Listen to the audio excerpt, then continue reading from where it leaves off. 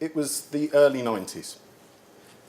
In Glasgow, small, unique team of individuals came together to create a new hotel product in the marketplace. We were on a mission to rewrite the rule book of what hotels in the mid-market sector would actually be all about.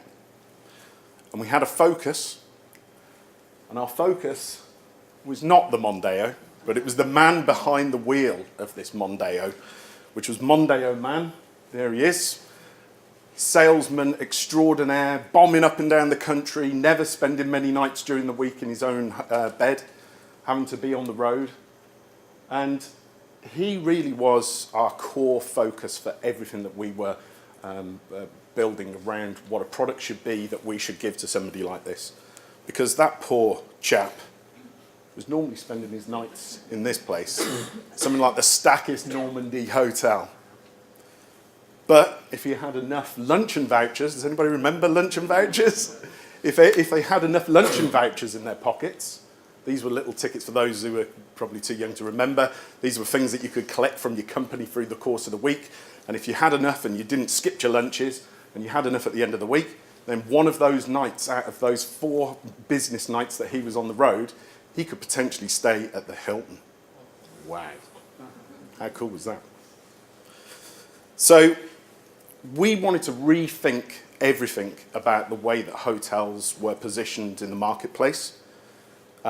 With a very small group of collective of interior designers, and marketeers, and operational people, all led by Ken McCulloch, we were setting about daring to be different. That's such a phenomenal cultural phrase to put into action with a bunch of guys who were driven by innovation. We had the opportunity to do whatever we wanted to do. So we asked, what did the customer really want? And the customer, when it gets down to the actual nth degree of what a product is, if you've got a product that you take into the marketplace and you market it really well, if that product isn't very good, what happens is all that marketing goes to waste, and then the person goes and uses the product and doesn't have a great experience. But back in the day, we used to be able to get away with this. It was easy to do this. I don't know if anybody remembers the JVC camcorders that first came out with a side-opening tape deck on it. They were absolutely rubbish, but they sold like hotcakes because all of these dads around the UK would see that advert in the paper during the week. They'd go and use their credit card at the Access, you know, the old backwards and forwards, and they'd go and use that at the weekend and go and buy this without telling their wives, and they'd come home and they'd use these video cameras, and then they'd fall apart and they were rubbish and the tape was getting all strangled up inside the product, but they had nobody to go and tell about that was a bad product. They might go and tell their friends, but there was no other outlet for them to go and explain what a bad product that was. So the most important part of building a customer experience, a great customer experience, is making sure that you've got a product that is right fit for the audience that you want to attract. And so with this original offer in mind of what we wanted to achieve here, we set about creating 2 beautiful sisters. One was in Glasgow, an old Greek Methodist church, and this one here in Edinburgh, which was an old fairy tale castle down on the docks of Leith. And we just went about it in a completely different way. We didn't want to build the hotel. We wanted to find somewhere that was really interesting. We wanted to find interesting architecture. That wasn't normally done in the hotel industry. So that's what we did. We set about finding these really amazing buildings in unusual places. And then what we did was we went in and we transformed the interior. We stopped going down the lines that most people would go down from an operational point of view, which is, you know, like the big reception lobbies and all of that good stuff. We said, no, let's not do that. Let's reduce the size of the lobby and make it a really lovely, obviously a lovely environment, but let's make it a place where the real space within inside the product is getting utilised and sold, i.e. cafes, restaurants, and in the bedrooms. The other part of what we did as well was we generated a brand that people could associate with. Nobody had put any sex into hotels. There was no chic, there was no style.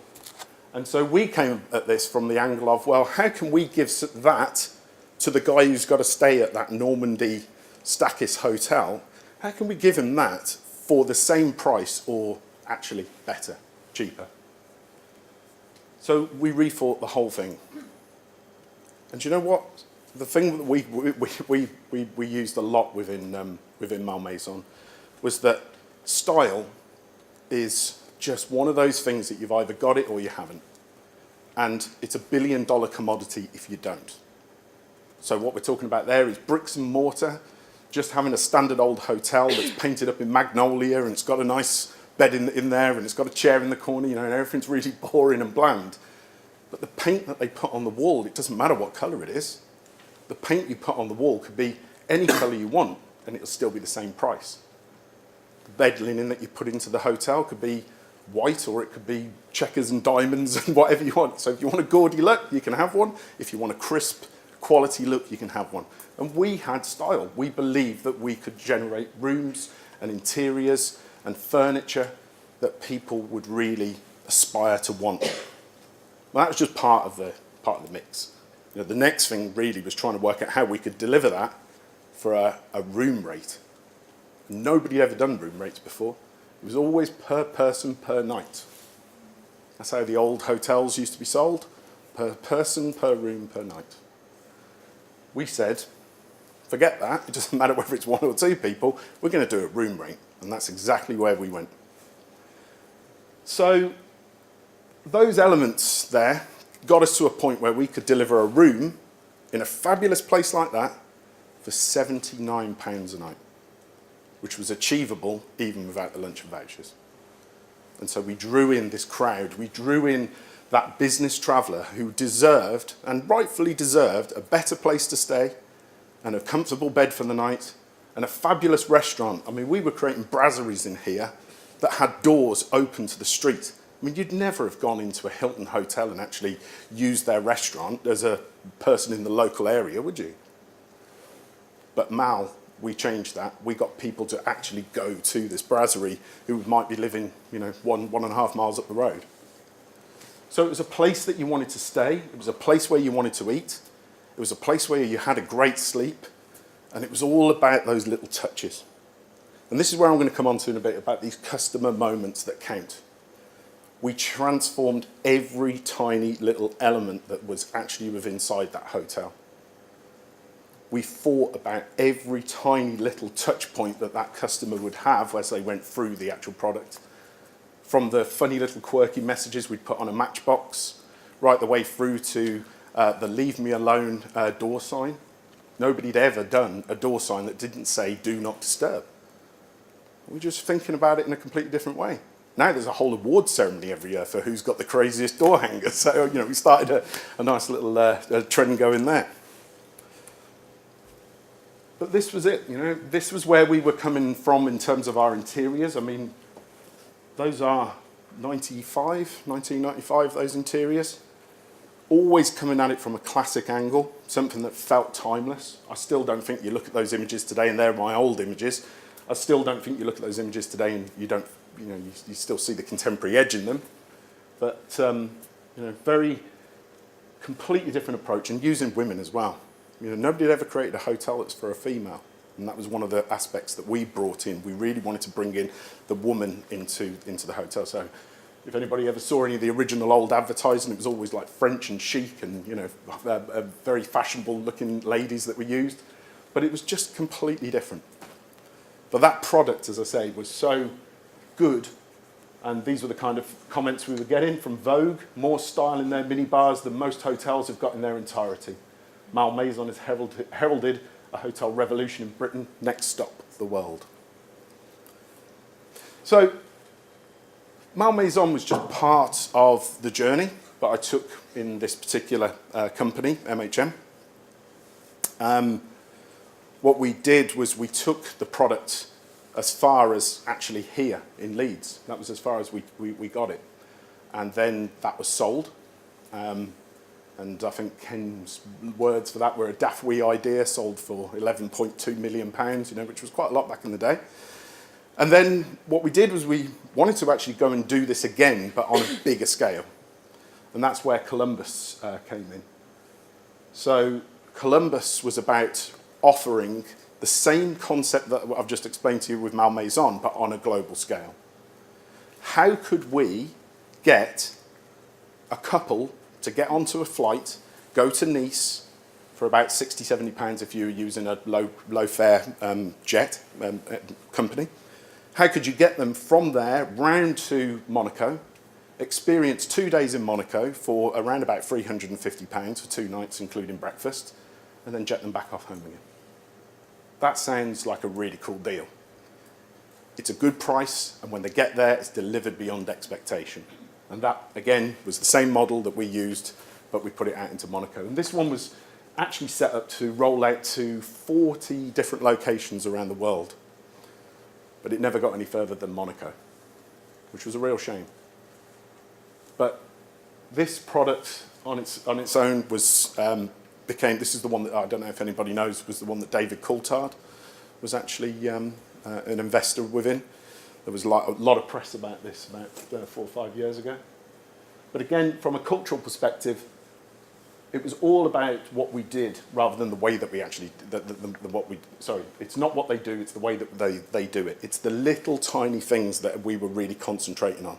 It was how the coffee was served. It was how we welcomed you when you pulled up at the front door. It was how your minibar was stacked. It was how the room was set up when you walked in. It was all those little tiny details. And it got us through. It got us into a position where we'd actually got 2 very high-level brands that have been rolled out in the world. There was a number of other products that we did design as well at MHM. Some of them came to light and some of them didn't. But ultimately, that was my story up until a point where I decided to depart from MHM and head off into the world for myself. So I want to share with you now just 4 things that I believe is what drives great customer moments and fabulous and remarkable customer experiences. The first thing that I'm going to talk to you about is purpose people. Purpose people lives inside every single student in this room right now. Because every student in this room is pushed into a category called Generation Y. And Generation Y are a civic generation. They are cause-driven. They are more interested in our environment than Generation X ever will be. And Generation X are more about material objects, things that they can get. Look at what I've got. Look at my big house. Look at my car. Those are the things that they love. Whereas Generation Y is more about experience, having a good time, fighting the cause, and being with people that really matter to them. And purpose people is about how we take a brand and how we actually implement it within the workforce. Because brands have a tendency to think that as long as they've got a good name and they've got a great slogan, then they can actually have purpose in this world. Yes, they can, but ultimately it's about the people behind that brand and how they go about delivering that particular product. Okay? So I believe that everybody that is in the hospitality industry is in the emotional transportation industry. It is your job to make wonderful moments for people when they come into your environment. And I'm going to explain in a bit about how we actually have to be able to look after that in both the virtual space and the emotional space as well. But really where I want to get to with this particular story is about relighting the fire and going back to the times of being a caveman. It is within all of us that we still go back to the times of when we were first starting to grow up, I guess, as human beings. We were always tribal. And it's about how, well, the way I see it is, it's about lighting a fire. and it's lighting that fire, and it's saying, why did I light that fire? So we're all used to mission and vision and values, vision being something we're trying to get hold of. Mission is how we're going to get there. Values are these things that we must all do, but there's one thing that happens with every business, and that is that first moment when you light the fire, the concept, the why. When you understand what that why is, and it is very hard to actually articulate the why. It's normally something that actually lives within inside the gut. But when you can articulate the why, you create a cause, and when you create a cause, you can get people to come on board with you on that cause. Getting people all to live by the same commonality is what drives great brands. And a great example of that would be a new product that's just coming out at the moment called Even Hotels. Walk in, strut out, best in class fitness. Their why is to help people be better in their health and lifestyle choices. That's their why. So you probably wouldn't find people that weren't into that working with inside that hotel. Because why would they? I don't believe in what you believe in, and vice versa, so why would I go and work in that hotel? So if everybody who works in there is already and actually all behind the same cause, then we end up with a bunch of people that completely are aligned to what that brand is trying to say. This brand is all about you check in, they will give you a gym in your room, so an in-room gym, they will give you fitness training, they will make you and give you drinks that are nutritious. You go to the restaurant and they'll show you the types of food that you're eating and how to make better food. And of course then when you leave that hotel, you can have your kind of virtual personal trainer who stays with you and becomes somebody who's trying to help you reach those goals as you transform your health and fitness, which I think is a really interesting concept. Now, that's gone beyond just a bed for the night. That's actually turned into a brand, and it's attracting those people with that sense of purpose. We've got Citizen Hotels. Anybody know about Citizen M Hotels? Citizen M stands for Citizen Mobile, completely Gen Y brand, completely focused at the young mobile traveller. They've stripped out inside this hotel a lot of the operational elements that we would normally put into hotels, such as the check-in. You don't actually check in here. You just walk in and you create your own room key card. They've got all of their spaces out in the foyers of workspaces, so you can just drop in and get to work with your laptop and your mobile phone. This is a bit odd. This is their bedroom design, which they have created. It's all iPad touch based when you go in. So if you want to open the blinds, you click on the iPad and up it goes. And if you want to change the color of this, you can actually set it to different modes and moods and so on. So you can actually change the colors in the room and stuff like that, which is cool. I'm sure it breaks down a lot, but that's one of those things. But it's Citizen M are leading the way in the mobile traveller. So they've completely focused a brand around this Generation Y. And they champion that type of traveller. So the brand is completely evoked inside the environment because all the people that work here are essentially young kids, techie-driven, social-driven, and all interested in actually communicating with their guests inside and outside of the building. So a cause, a why, is a strong element for bringing your people together. Once you've got your why, and that's almost like turning around and saying, right, okay, I've set a fire, and I see another guy over in the distance, and he wants to come and sit around my fire, so he wants to come and join my tribe. How can he sit around that fire with me and my idea?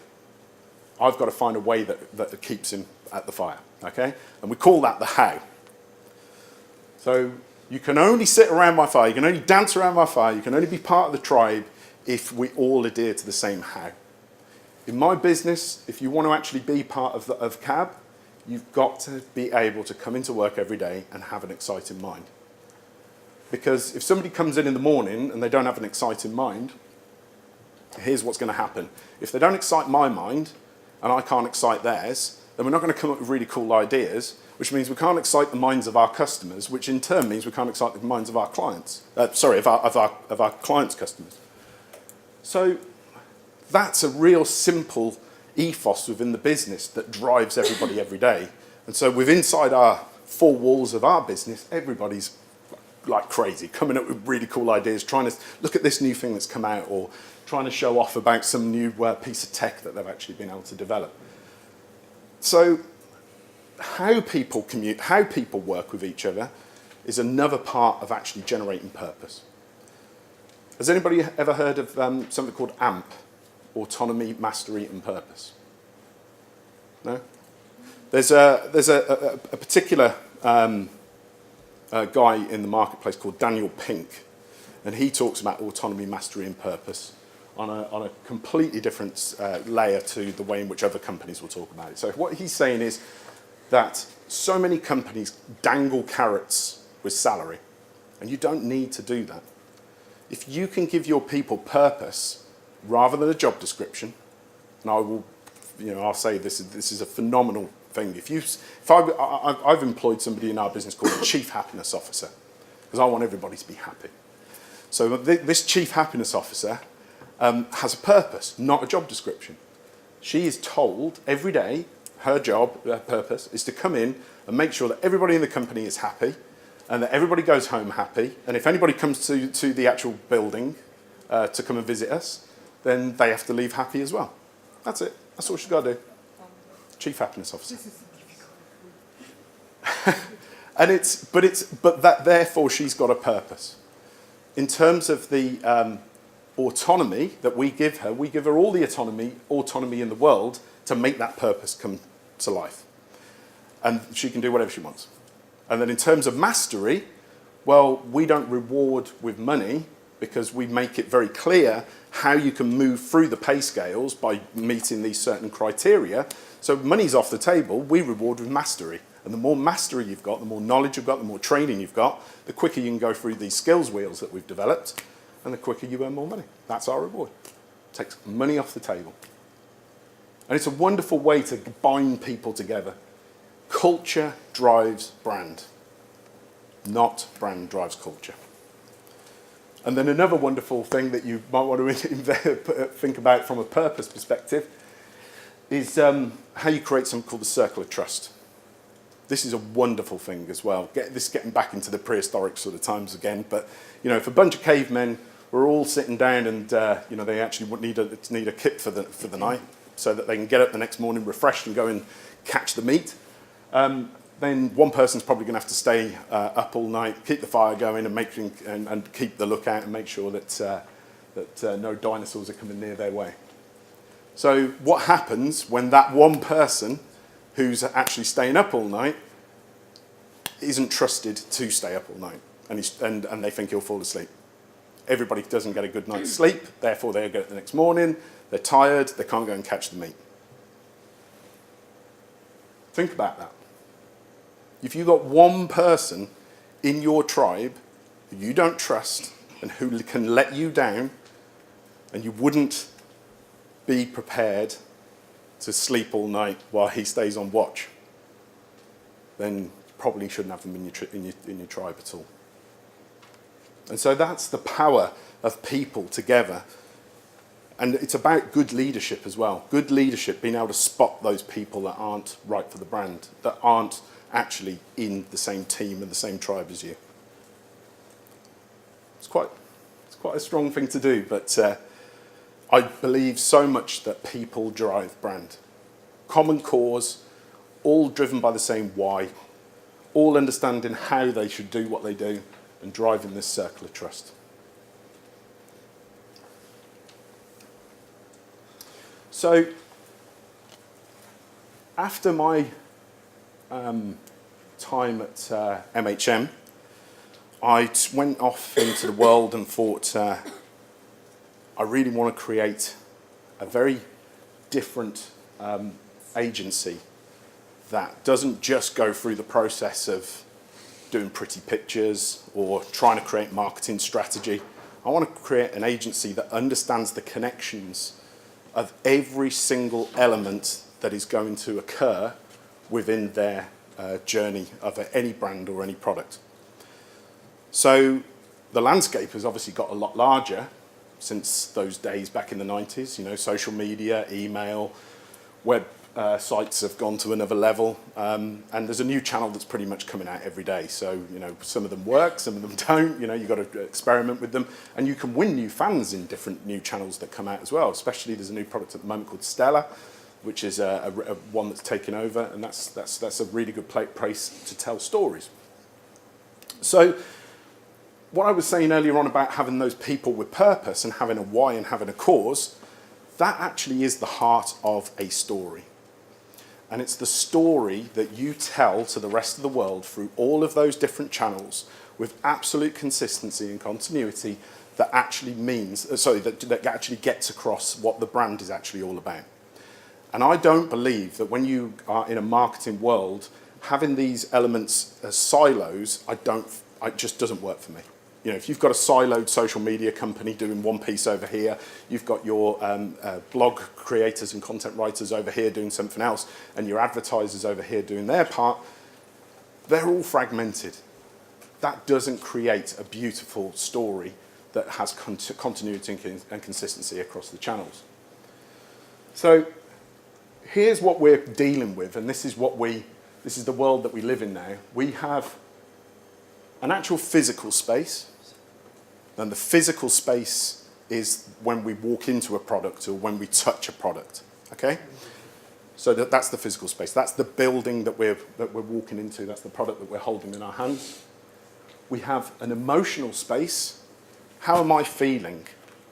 How was that piece of, how was that meal delivered to me? How was that piece of interaction I just had with that person? How did that make me feel? I'm now in an emotional state about the brand. And the final one is the virtual space, which we've seen this explosion of all these hundreds of different channels and different ways to communicate with people. And that's where the story has to be all knitted together, because your customers can enter the story at any one of those areas. They can enter the story at the virtual space, the emotional space, the physical space. Wherever they actually come into that is up to them. It's not a beautiful linear pattern anymore, but it all has to be handled and it all has to be consistent. Otherwise, people just don't understand what the brand is all about. So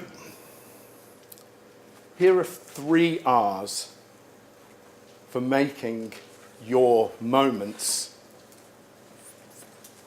brilliant. And this is, we recite these in everything we do. So anytime we're looking at a customer journey within our company, we will recite the 3 R's. The first one is relevant. How relevant is that communication to that individual? The more relevant it is, the more personalized it is, the more one-to-one it is, the more likely that person is going to interact and feel like it is for them. Communications that are one-to-one increase the interaction by up to 37%.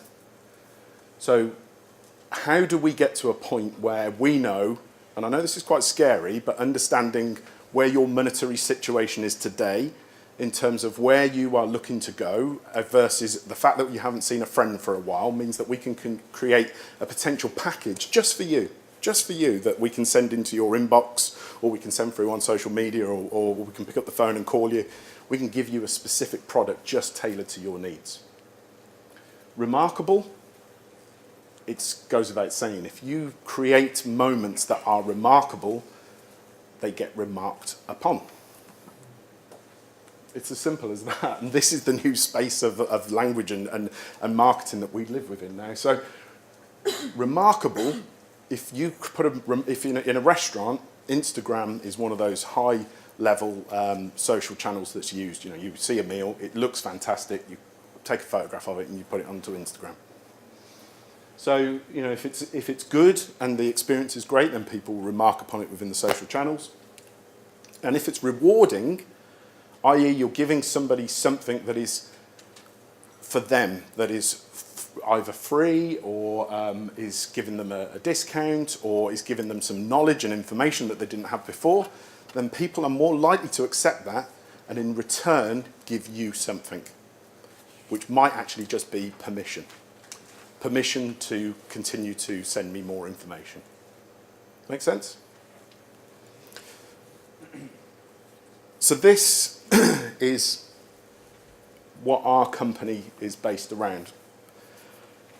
The marketing world has gone crazy in terms of these channels. And I'm going to show you in a minute how this comes back into the customer experience. But you've got so many different elements that you've got to worry about, from the social media marketing to the email marketing to the content management system, that people talk about them in that way. And I don't believe that that is the right way to talk about the channels that you use. We came across or developed this product about 2 years ago, and it has transformed the way in which we look at customer experiences. So what we do is we don't any longer now within our company talk about a social media strategy. We talk about 4 challenges that need to be overcome. And this is for any marketing students in the room. I'd love you to try and break this system. So there's a challenge. But this is marketing. This is all it comes down to. The complexity has been created into simplicity. There are only 4 questions that you need to ask. The first one is, how do your customers find you when they are looking for you? Now, I can bring into a room social media guys, I can bring in strategists, creatives, I can bring in search people, PPC people, I can bring in a professor, I could bring in a conjurer. It doesn't matter who I bring into that room, that's the question I'm looking to have asked, to have answered. How do customers find you when they're looking for you? Once we've got that level of strategy and we've blocked that out, then we move on to the next area, which is how are we going to inspire people to want our product? So, okay, this is above the line advertising, it could be stunts, it could be YouTube, whatever. But that's the next question we're going to ask. And we're going to bring in a lot of CD people into that environment. We're going to bring in strategists. We're going to bring in clowns, and it doesn't matter. It's about the people that you bring into that environment to unite their knowledge and come up with some crazy new ideas that have never been done before. Then this one here is called lead. Lead is when you've actually won that person over and we've got them, what is that customer experience that we are going to create through to a goal? Now, there can be 20, 30, 100 different customer experience journeys that we've got to create. Everything from how to get somebody to sign up, how to get somebody to book, how to get somebody to actually walk through the front door. These are all the different customer journeys, but we build those out through the whole experience. And all that we're aiming to do is get to a point where we do win their permission. And we actually bring this word into play called engage. Now, a lot of people talk about engagement very early on in the cycle of sales. I don't believe that is true engagement. Engagement is when you've won their permission and the person has said, I want to continue to communicate with you. That's when engagement really kicks in. So when you've won their permission and you're in engagement mode, then the world is your oyster. And I'll explain that here with this particular slide. So the customer is only ever in 2 modes. They're either looking to find something because they want it, or they're looking to be inspired and then they might want it later. We go through the experience there. There is a promise that happens from the first touch point right the way through to the first element of lead, which is in the lead area is what we're doing to try and get them into the physical experience over here. We get them into the physical experience and we have these wonderful moments, these touch points that occur where we give this deliver the phenomenal food, where we have wonderful people who know how to talk and address people. And then we move through, once we've won their permission, into engage, and that's the outcome. But here's the magic ingredient. This is where the magic is. When you've driven to engagement and they've become fans and they've had a great time, they influence the people that are trying to find or inspire. So I'm going through that process now of I'm in find mode, and I've just come across your product. and now I'm going to go and see what everybody else says about it. So they've positively influenced it. I'm happy now. I'm prepared to lead through to the next stage, and I'm likely to come and have a physical experience in the brand. But the one that really works is when the engage generates the inspire. So again, people say, I had a great experience at this particular hotel. They put it onto Facebook, you see it, and you go, that looks really cool. I fancy staying there myself. It is the marketing wash cycle, and that is it in a nutshell. That is all that actually drives this. So for the students in the room, in hospitality, you are tomorrow's marketeers. Every action that you make, everything that you do, every piece of delivery that you give to another individual is actually marketing. And you've got to be prepared to deliver wow experiences at every single touch point that you possibly can do when you are interacting with people within those environments. Because helping is selling. That's it. That's where we're at in this world now. I don't believe that marketing, I'd like to think that marketing would be a word that we can eradicate in the next sort of 10 years. So I think marketing is a dirty word where we're trying to sell things to people. We're not. We're just trying to help people have better lives, better outcomes. And as I say right from the very start, if you've got a good product and you've got a great communication process and you deliver fabulous service and great hospitality, then you will do well. And to measure that, my fourth element is measured mouth. So measured mouth is really based around the fact that we have to remember that it's what people say after they've had your experience that is the reality of the situation. Perception is reality in this age that we're in. The customer owns the brand. The customer's perception is the outcome of everything and the sum of all those customer moments that they've had through your journey. And if they say it's rubbish, then that's going to influence the next person when they're in the buying process. So there are two things, quite interesting. A product called Net Promoter Score, which came around from, which is a Bain metric, which came around about 15, 20 years ago. It's still, for me, one of my favourite questions in the boardroom. On a scale of 1 to 10, how likely are you, Mr. Customer, to recommend our product to somebody else? 9 to 10, if they get 9s and 10s, they're promoters. If we get around about 5 to 8, then we're probably talking about them being quite passive. 3 to 4, we're talking about them being detractors, and 1 to 2s, terrorists. So you have to deal with those people in very different ways, and you've got to be able to learn how to understand what that person's mode is as they've left your product. If they've had a bad experience, if you dropped a fork on the floor, if you spoke to somebody in the wrong way, if they went into the room and they found a dog chew under their bed, it's those kind of things that actually then mean that they are going to damage your physical brand.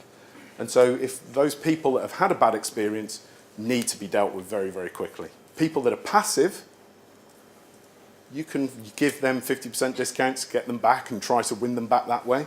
Promoters, give them everything that you possibly can to go and to sell it to their friends.